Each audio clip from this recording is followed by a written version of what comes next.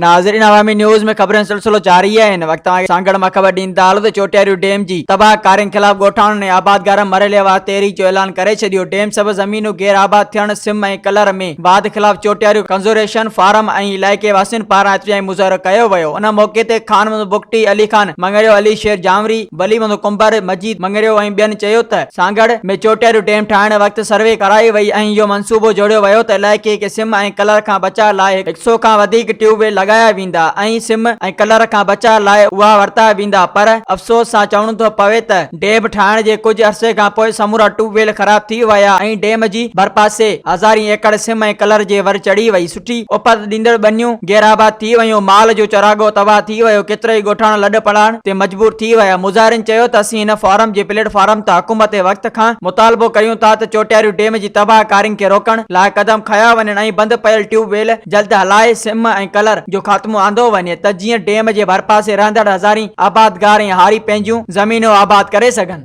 मज़ीद खबरों और तफसीलात के लिए विजिट करें हमारी वेबसाइट www.awamiNewsHD.com।